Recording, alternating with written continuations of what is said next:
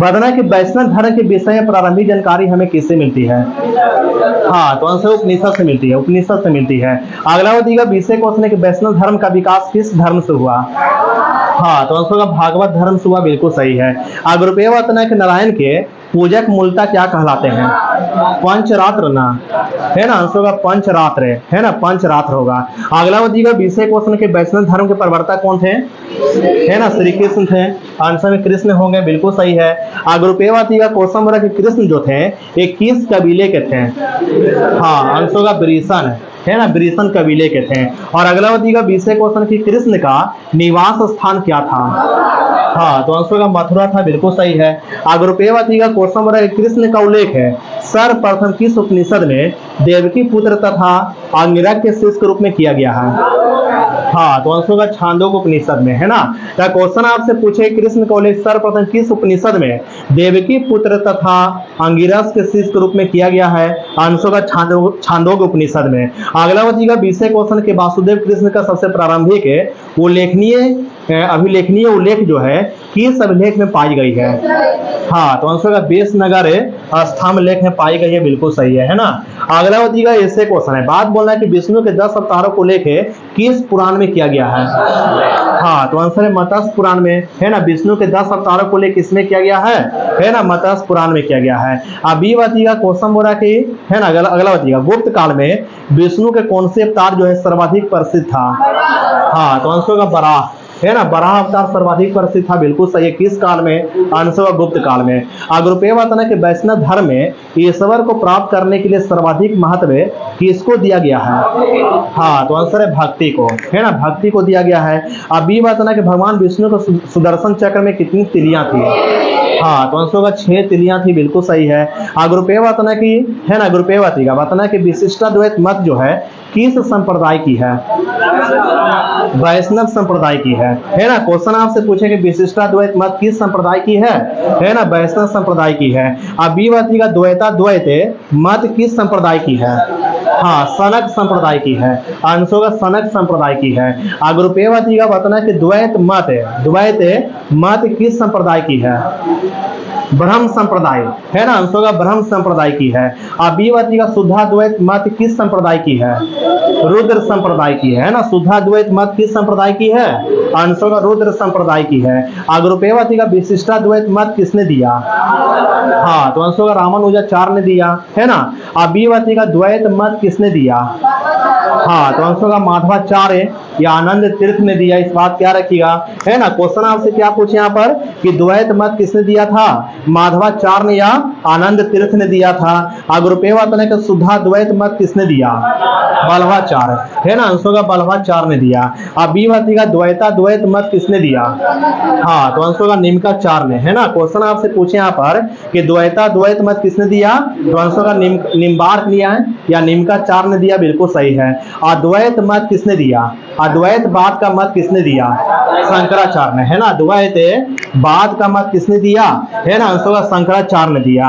और अगला का विषय क्वेश्चन है, यहाँ क्वेश्चन बोला कि बरकरी संप्रदाय के संस्थापक कौन थे? हाँ, तो आंसर होगा नामदेव थे, बिल्कुल सही है।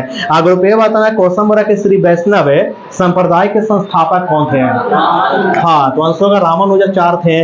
अभी बताइएगा परमार्थ संप्रदाय के संस्थापक कौन थे? हाँ, तो आंसर होगा रामदास थे। अगर रुपये बताना कि राम भक्त संप्रदाय के संस्थापक कौन थे? रामानंद, है ना, आंसर होगा रामानंद थे। और बी बताइएगा क्वेश्चन बोला कि दास बोध जो है एक किस संप्रदाय की पुस्तक है?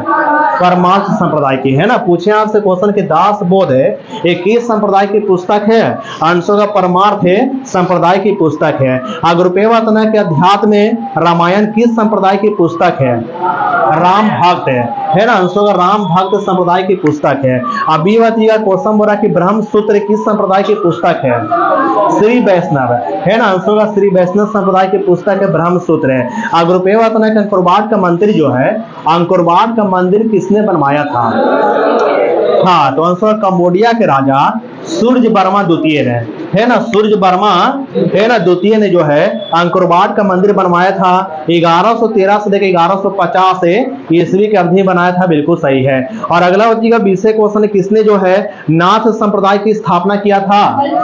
हाँ, मत्स्येंद्र नाथ ने किया था, 10वीं सदी में किया था, है ना, इस बात क्या रखिएगा। अगला बच्चेगा ऐसे क्वेश्चन है, बात बोलना है।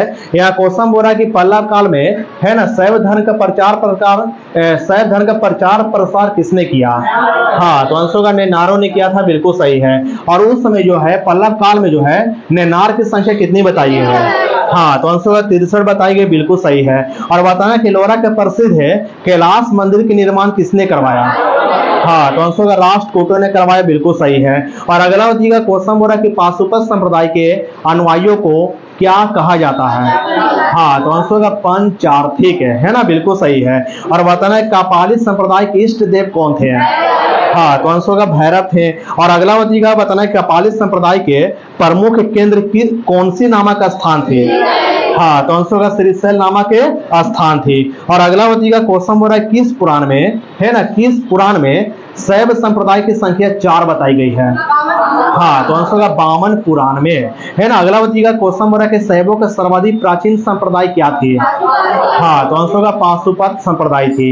और बताना क्वेश्चन बोल रहा है कि, है ना, कालामुख संप्रदाय के अनुयायियों को शिव पुराण में क्या कहा गया है? हाँ, तो आंसर का महाव्रतधर है। अगला बच्चेगा बसव पुराण में, है ना, बसव पुराण में लिंगायत संप्रदाय के प्रवर्तक कौन थे? हाँ, तो आंसर का अल्लाह प्रभु और उनके शिष्य बासव को बताया गया है। और अगला बच्चेगा क्वेश्चन की रही है, यह बताना किन सांस्कृतिक मुद्राओं पर शिव तथा नंदी का एक साथ अंकन मिलती है? हाँ, तो आंसर कुषाण सांस्कृतिक मुद्रा पर, बिल्कुल सही है। और अगला बच्चेगा क्वेश्चन की रही कि पशुपतिनाथ मंदिर जो है इसको कब यूनेस्को सूची में शामिल किया गया था? हाँ, 1979 में, है ना, इस बात क्या रखिएगा।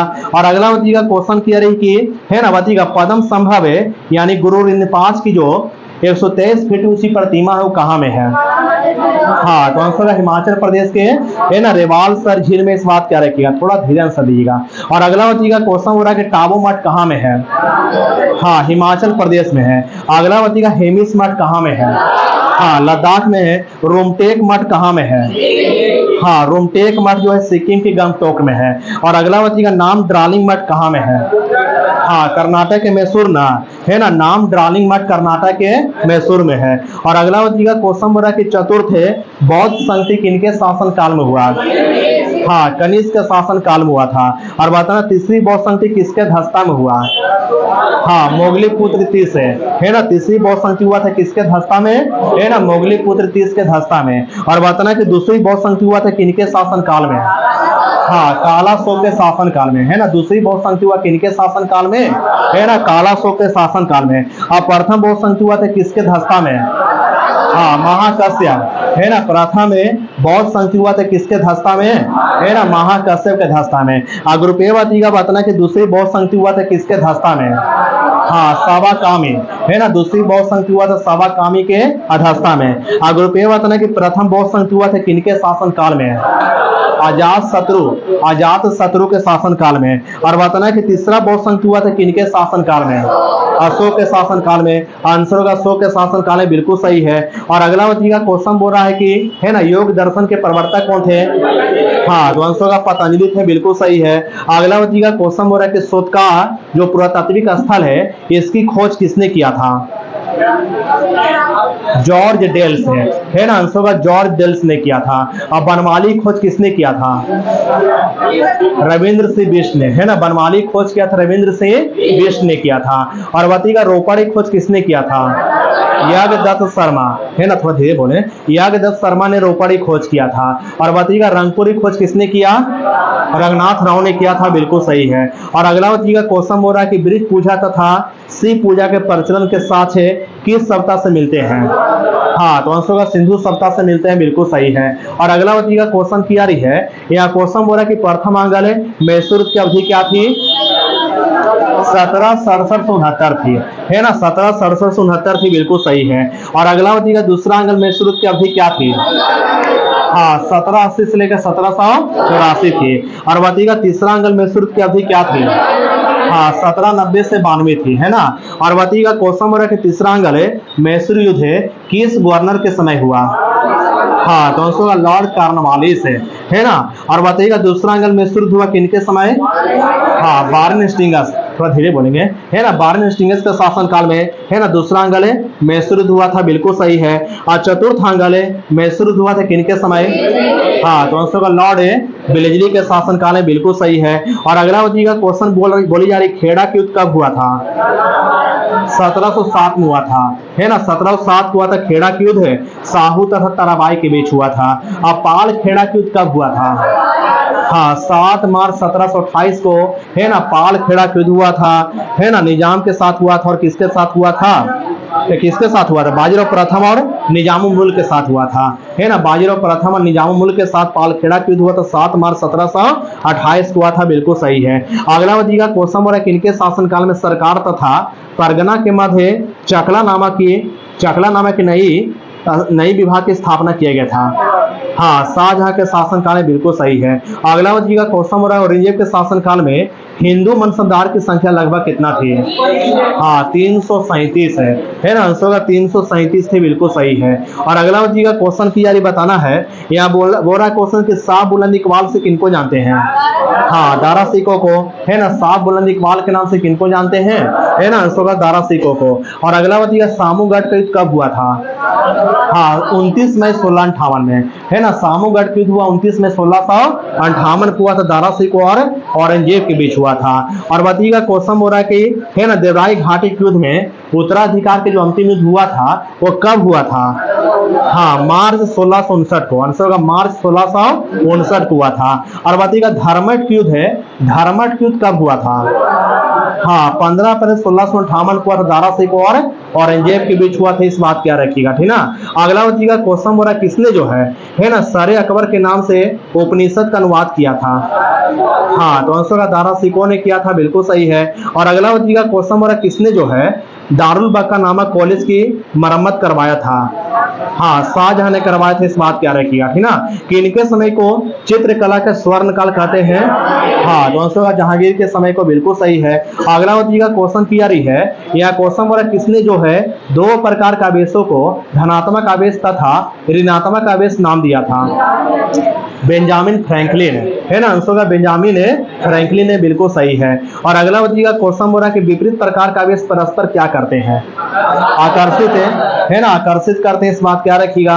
और अगला बताइएगा क्वेश्चन बोला कि समान प्रकार का आवेश परस्पर क्या करते हैं।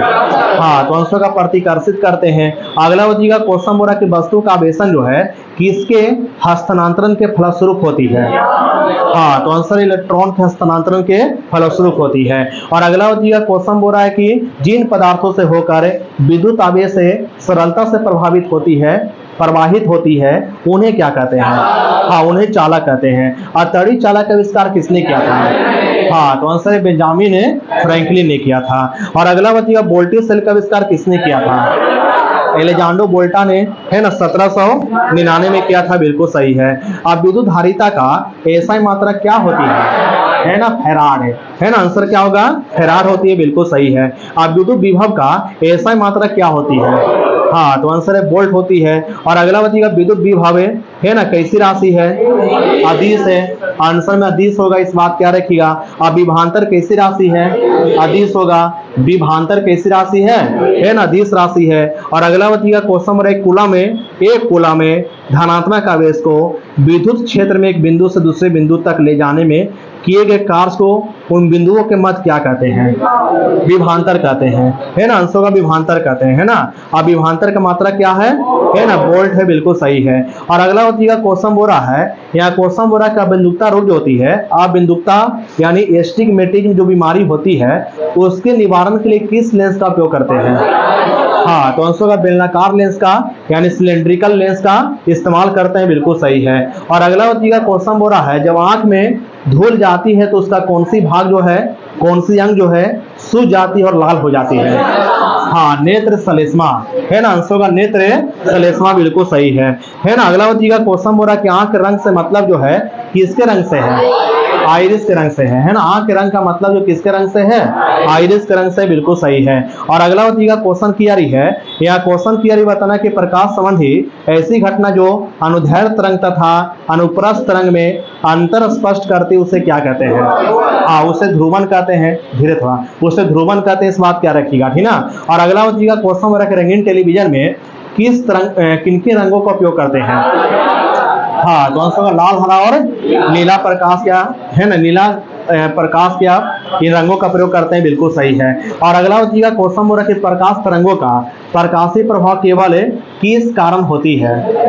हाँ, विद्युत वेक्टर के द्वारा यानी विद्युत क्षेत्र के द्वारा होती है, बिल्कुल सही है। अगला बताइएगा क्वेश्चन की आ रही है, यहाँ क्वेश्चन बोल रहा है कि है ना कांच में जो है किस रंग के प्रकाश का वेग सबसे कम होती है। बैंगनी रंग का है ना, आंसर का बैंगनी रंग का, बिल्कुल सही है।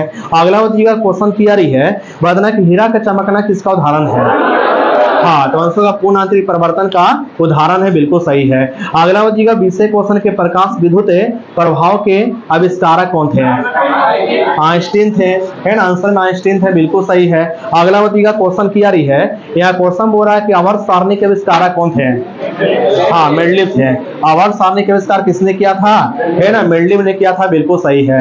और बताना कि बेतार के तार के आविष्कारक कौन थे। हाँ, मार्कोनी थे, है ना, बेतार के तार के आविष्कारक कौन थे, है ना, मार्कोनी थे, बिल्कुल सही है। अगला बताइएगा क्वेश्चन की आ रही है, यह बताना कि अनिश्चित अनुपात में अवयवों को मिलाने से किसका निर्माण होता है। हाँ, बिस्मांग मिश्रण का, आंसर का बिस्मांग मिश्रण का निर्माण होता है, बिल्कुल सही है। पदार्थ की पांचवी अवस्था क्या है। हाँ, बोस आइंस्टीन कंडेंसेट है ना, आंसर का बोस आइंस्टीन कंडेंसेट है। अब पदार्थ की चौथी अवस्था क्या है। हाँ, तो आंसर प्लाज्मा है, बिल्कुल सही है। और अगला बताइएगा क्वेश्चन बोल रहा है कि किसमें जो है आकार तथा आयतन दोनों निश्चित होता है। हाँ, ठोस में, आंसर का दोनों ठोस में होता है, आकार और आयतन दोनों निश्चित किसमें होता है, आंसर का ठोस में होता है। और अगला बताइएगा क्वेश्चन बोल रहा है किसमें जो है काफी गतिशीलता पाई जाती है। हाँ, तो आंसर का गैस में, है ना, गैस के जो गतिशीलता होती काफी है ना, उसमें पाई जाती गतिशीलता, उसमें काफी पाई जाती है। और बताना है कि है ना, अगला बताइएगा बताना कि किसमें जो है आकर्षण बल सबसे ज्यादा होती है ना, ठोसों में, आंसर का ठोसों में। और बताना किसमें जो है खाली स्थान जो है एम्प्टी स्पेस जो है सबसे कम होती है ना, ठोस में होती है। अगर बोले सर्वाधिक किसमें होती है ना, गैस में होती है। खाली स्थान जो है सर्वाधिक किसमें होती है ना, आंसर का गैस में होती है, बिल्कुल सही है। और किसका जो आकार तथा आयतन दोनों अनिश्चित होता है। हाँ, तो आंसर गैस का होता है। और बताना किसका जो है किस पदार्थ का जो है मतलब किसका जो है आयतन निश्चित होता है और आकार अनिश्चित होता है। हाँ, तो आंसर का द्रव का होता है, बिल्कुल सही है। और अगला बताइएगा क्वेश्चन की बताइएगा, बताना है कि जो दिगंशी क्वांटम संख्या है ये किसकी आकृति को प्रकट करती है।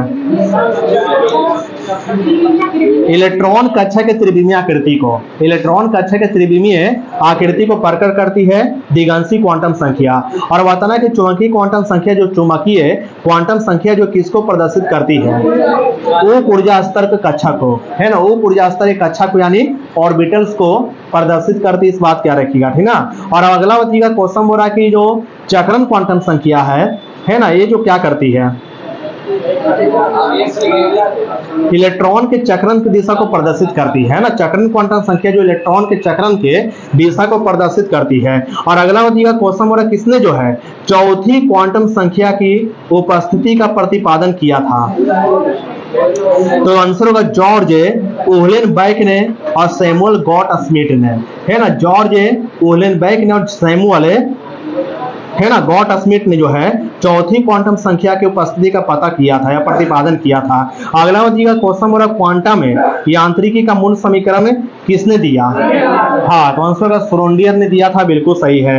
और बताइएगा बताना कि श्रोडिंगर को जो है क्वांटम यांत्रिकी के लिए भौतिकी का नोबेल पुरस्कार कब मिला था। 1933 में, है ना, आंसर का 1933 में मिला था, बिल्कुल सही है। और अगला बताइएगा क्वेश्चन बोला कि चट्टान की आयु ज्ञात करते हैं किससे। हाँ, उरेनियम 235 है, आंसर उरेनियम 235 है। और अगला बताइएगा क्वेश्चन बोला कि रक्त कैंसर को नियंत्रित करने वाला समस्थानिक क्या है। हाँ, कोबाल्ट 60 है, आंसर कोबाल्ट 60 है। और अगला बताइएगा ल्यूकेमिया के उपचार में किस समस्थानिक का उपयोग करते हैं? हाँ, तो आंसर है फास्फोरस 32 का इस्तेमाल करते हैं, ठीक ना। और अगला बताइएगा रक्तारोग के पता लगाने में किस समस्थानिक का उपयोग करते हैं? हाँ, लोहा 59 है, यानी Fe59 है ना, Fe59 का उपयोग जो है और रक्ता रोग के पता लगाने में करते हैं। और थॉराइड ग्रंथि के है ना, थॉराइड ग्रंथि के उपचार में किसका इस्तेमाल करते हैं? आयोडीन 131 है, आयोडीन 131 का इस्तेमाल करते हैं। और अगला बताइएगा कोसम वगैरह के रक्त की जांच करने के लिए किस समस्थानिक का उपयोग करते हैं? क्रोमियम 51 है, आंसर क्रोमियम है ना 51 का इस्तेमाल करते हैं। और चर्म रोग के लिए है ना, चर्म रोग के पता लगाने के लिए किस समस्थानिक का उपयोग करते हैं, या चर्म रोग उपचार के लिए किस समस्थानिक का है ना उपयोग करते हैं? फास्फोरस है 31, आंसर का फास्फोरस 31 का इस्तेमाल करते हैं। और अगला बताइएगा कोसम वगैरह के नाभिक यानी परमाणु के नाभिक का त्रिज्या लगभग कितना होती है? हाँ, 10 के पावर माइनस 15 मीटर। नाभिक के परमाणु के नाभिक की त्रिज्या पूछे 10 के पावर माइनस 15 मीटर। और अगला बताना कि परमाणु के नाभिक का आकार कितना होती है? हाँ, त्रिज्या कितना होती है? 10 के पावर माइनस 10 मीटर। परमाणु के त्रिज्या पूछे परमाणु का, उसका 10 के पावर माइनस 10 मीटर। और नाभिक का त्रिज्या पूछे तो 10 के पावर माइनस 15 मीटर, है ना। अगला बताइएगा कोसम वगैरह के सबसे पहले इलेक्ट्रॉन का आवेश का सफलतापूर्वक निर्धारण किसने किया था?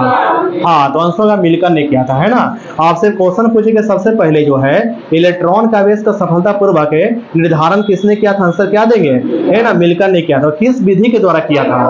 हाँ, तेल बूंद है, थोड़ा धीरे बोलेंगे ना, है ना। तेल बूंद प्रयोग विधि से जो है सबसे पहले इलेक्ट्रॉन के आवेश का सफलतापूर्वक निर्धारण जो है मिल्टन ने किया था, इस बात क्या रखिएगा, ठीक ना।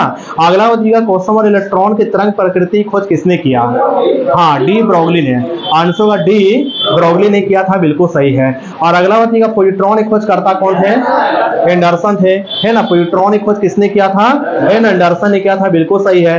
किसके द्वारा जो तत्वों को इलेक्ट्रॉनिक विन्यास लिखते हैं? अफबाऊ, है ना, अफबाऊ नियम के द्वारा तत्वों के इलेक्ट्रॉनिक विन्यास लिखते हैं, बिल्कुल सही है। और अगला बताइएगा कोसम वगैरह की द्रव्यमान संख्या बराबर क्या होती है? हाँ, प्रोटॉन की संख्या प्लस है न्यूट्रॉन की संख्या, बिल्कुल सही है। और अगला बताइएगा क्वेश्चन क्लियर है, यह बताना कोसम बोरा की है ना मेंडलीव की जो आवर्त तालिका जो था, मेंडलीव का आवर्त तालिका किस पर आधारित थी? हाँ, तो आंसर होगा मेंडलीव की आवर्त तालिका जो थी तत्वों का भौतिक और रासायनिक गुण उनके परमाणु भार के आवर्त फलन थी, है ना, इस बात क्या रखिएगा। और बताइएगा मेंडलीव की आवर्त तालिका के अनुसार कुल कितने तत्व ज्ञात किए गए थे? हाँ, तो आंसर होगा 63 है, 63 तत्व ज्ञात किए गए थे। और अगला बताइएगा क्वेश्चन बोला है, यह बताना कि मेंडलीव की आवर्त तालिका में अंतिम तत्व क्या था? यूरेनियम था, है ना। मेंडलीव के आवर्त तालिका में अंतिम तत्व क्या था? यूरेनियम था। और अगला बताइएगा क्वेश्चन बोला है, यह क्वेश्चन बोला कि मेंडलीव की आवर्त तालिका में सेकंड लास्ट तत्व क्या था?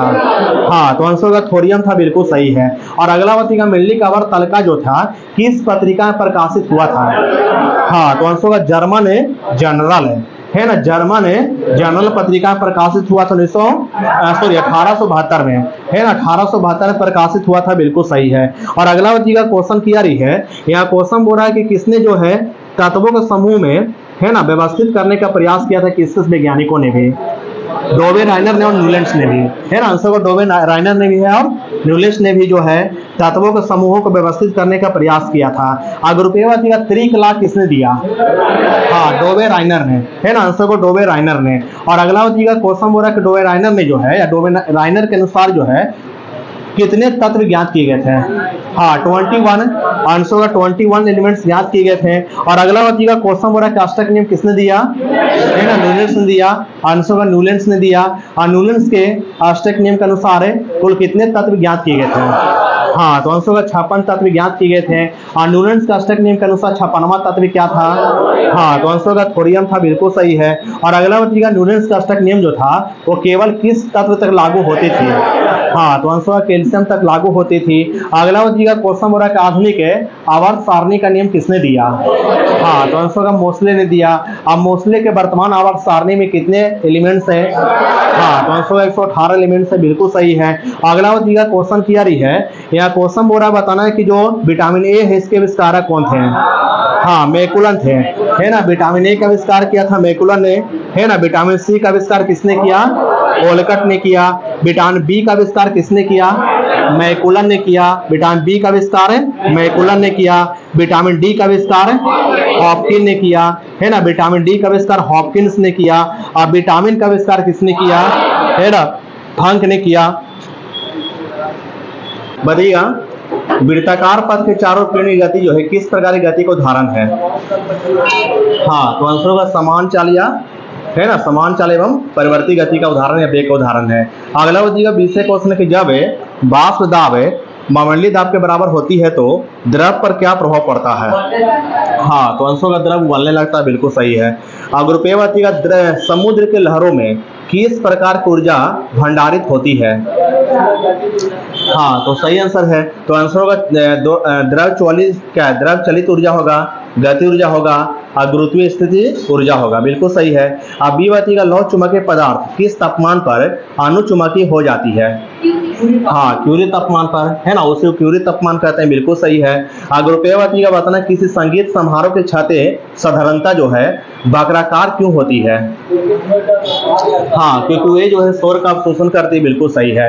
अब बी बताइएगा, बताना कोई वस्तु केवल गुरुत्व क्रिया के अधीन निर्वात मुक्त रूप से गिर रही है तो गिरने के दौरान कौन सी ऊर्जा स्थिर बनी रहेगी?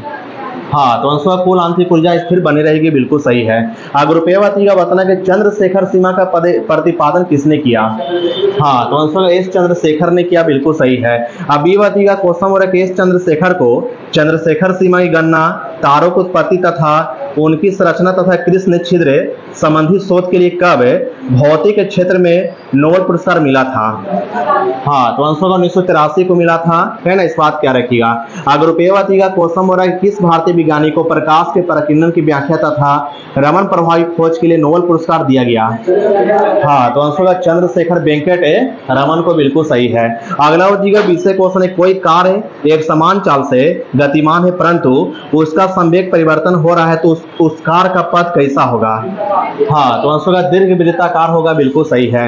अगर रुपये बताइएगा, क्वेश्चन बोल रहा है कि जब लिफ्ट जो है विरामावस्था में हो तो बताना है कि जब लिफ्ट विरामावस्था हो तो व्यक्ति का आभासी भार जो है व्यक्ति के वास्तविक भार से क्या होगा? व्यक्ति का वास्तविक भार के बराबर होगा, इस बात क्या रखिएगा, ठीक ना। तो क्वेश्चन आपसे पूछे कि जब लिफ्ट विरामावस्था में है तो तब व्यक्ति का भासी भार की क्या होती है ना, बराबर होती है। और बी बताइएगा, क्वेश्चन हो रहा है जब लिफ्ट जो है एक समान वेग से ऊपर या नीचे जाती है तो भार में क्या परिवर्तन होगा? हाँ, तो आंसर कोई परिवर्तन नहीं होगा, बिल्कुल सही है। अगर रुपये बताइएगा, क्वेश्चन हो रहा है कि जब लिफ्ट जो है त्वरण से ऊपर जाती है तो व्यक्ति का भार क्या प्रतीत होगा? बढ़ा प्रतीत होगा, है ना, बढ़ा प्रतीत होगा, बिल्कुल सही है। अगला बताइएगा, 20 क्वेश्चन है कि जब लिफ्ट त्वरण से नीचे जाती है तो व्यक्ति का भासी भार जो है क्या प्रतीत होती है? हाँ, तो आंसर घटा हुआ प्रतीत होती है, बिल्कुल सही आंसर दिए। तो क्वेश्चन आपसे पूछे थे कि जब लिफ्ट जो है त्वरण से नीचे जाती है तो व्यक्ति का भासी भार क्या होती है? घटा हुआ प्रतीत होती है, इस बात क्या रखिएगा, ठीक ना। अगर रुपये बताइएगा, यदि लिफ्ट की डोरी टूट जाती है तो आभासी भार क्या होगा? है ना, भासी भार शून्य हो जाएगा और व्यक्ति जो है भारहीनता का अनुभव करेगा, है ना। अगला बताइएगा, 20 क्वेश्चन के यदि लिफ्ट के नीचे उतरते समय लिफ्ट का त्वरण जो है गुरुत्वीय त्वरण से अधिक होता है, इस स्थिति में क्या होगा? हाँ, सही है, व्यक्ति का भासी बल जो है व्यक्ति पर ऊपर की ओर लगेगा जिससे वह लिफ्ट की फर्श उठकर लिफ्ट की छत से जा लगेगा, इस बात क्या रखिएगा, ठीक ना। अगला बताइएगा, ऐसे क्वेश्चन है, बात बोलना कि भाप का इंजन जो है ये किस सिद्धांत पर कार्य करती है? हाँ, तो आंसर को ऊष्मा गति के सिद्धांत पर कार्य करती है, बिल्कुल सही है ना। तो क्वेश्चन आपसे पूछे कि भाप का इंजन जो किस सिद्धांत पर कार्य करती है? ऊष्मा गति के सिद्धांत पर कार्य करती है।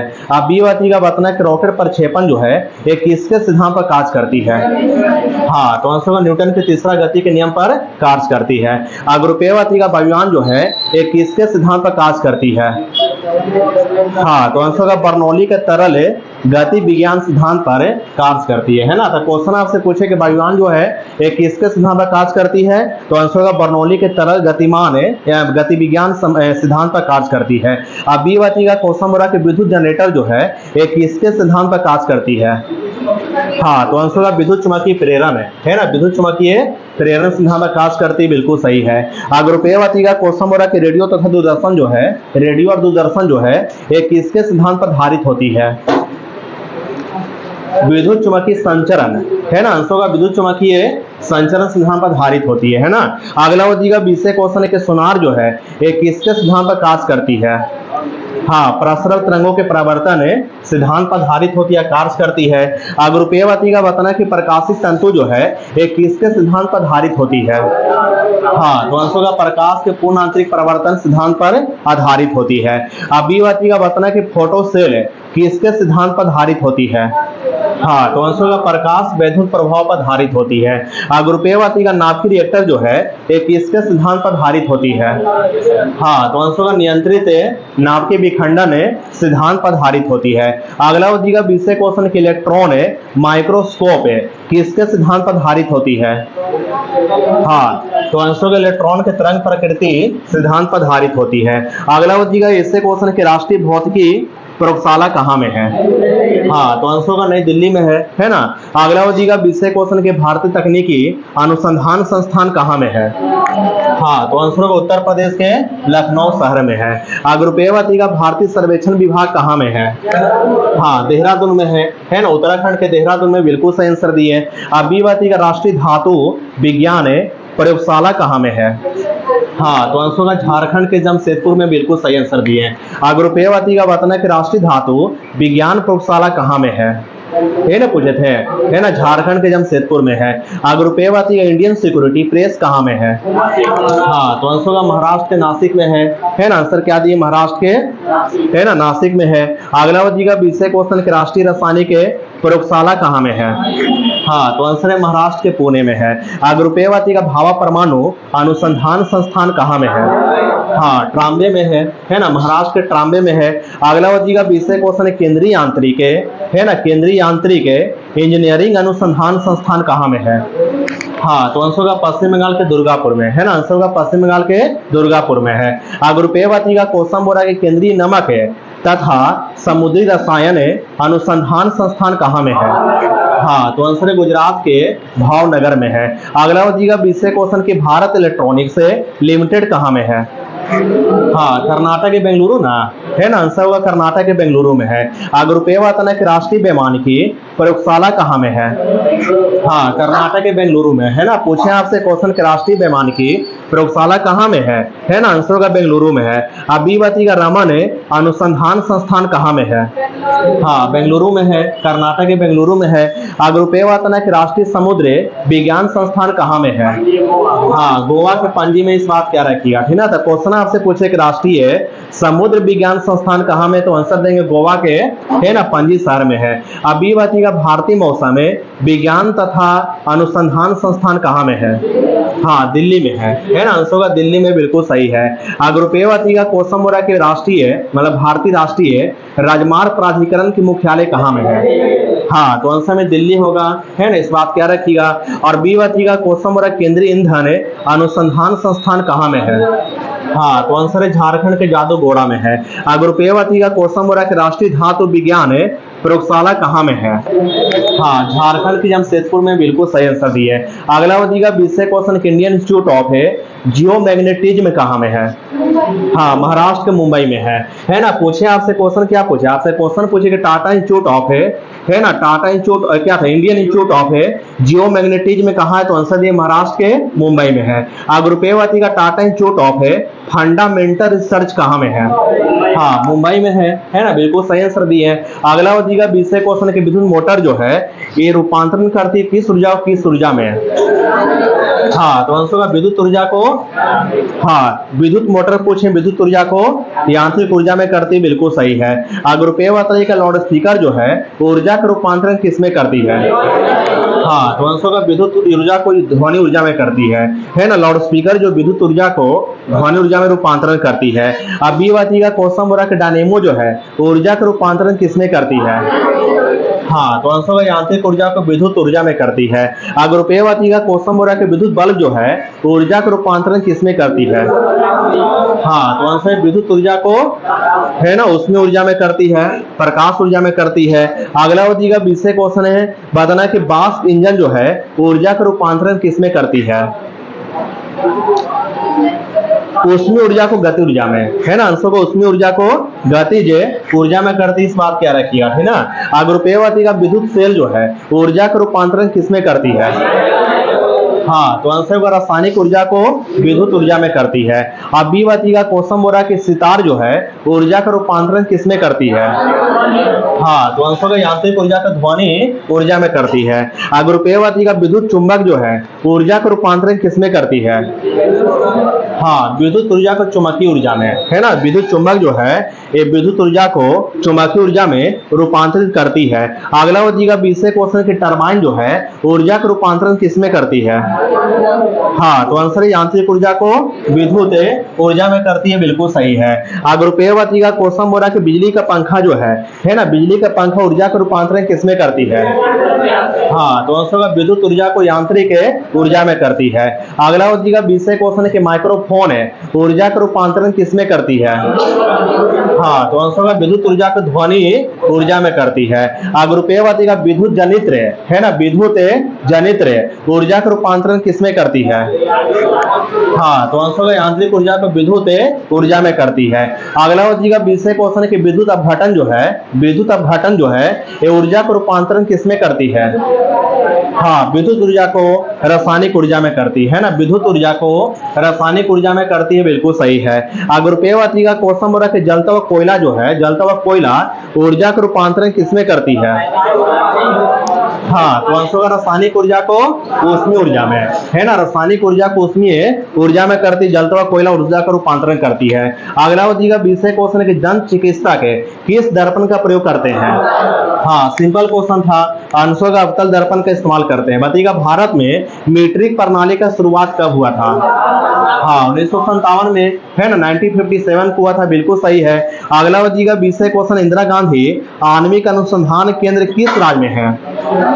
तमिलनाडु में है ना। पूछे आपसे क्वेश्चन कि इंदिरा गांधी आणविक अनुसंधान केंद्र किस राज्य में है ना। आंसर होगा तमिलनाडु में है। अग्रुपेयवती का हवा का वाष्प घनत्व कितना होती है? हाँ, तो आंसर है 14.4 होती है, बिल्कुल सही है। अगला बतिका 20 क्वेश्चन है कि हीटर का तार जो है किस धातु का बना होता है? हाँ, तो आंसर होगा नाइक्रोम का बना होता है, बिल्कुल सही है। अगला बतिका ऐसे क्वेश्चन है, बात बोलना है। यहाँ क्वेश्चन और पॉजिट्रॉन का द्रव्यमान कितना होता है? रुपये बताएं।